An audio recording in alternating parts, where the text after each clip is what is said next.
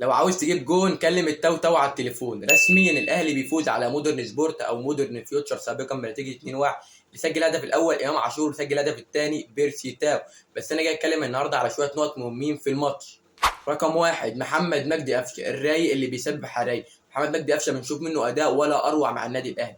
اهداف تلاقي، اسيستات تلاقي، جوان من بره ال 18 تلاقي. الكره تجيله بره ال 18 اعرف اللي هي جوه الجول. اصابه ما كانتش في وقتها خالص.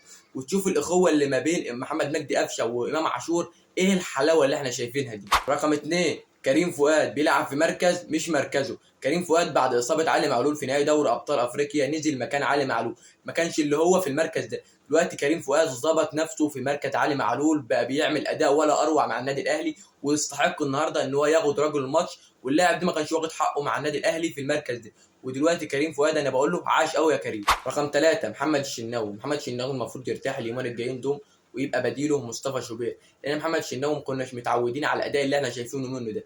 الجوان بتدخل بكل السهوله في محمد الشناوي، فاحنا عاوزين محمد الشناوي يرتاح اليومين الجايين دول، عشان محمد الشناوي احنا عارفين ان هو حارس كبير وحارس عظيم، واللي شفنا ليه امجاد كتيره مع النادي الاهلي. فيا ريت محمد الشناوي يرتاح اليومين الجايين دول ويبقى بديله مصطفى شوبير. سلام.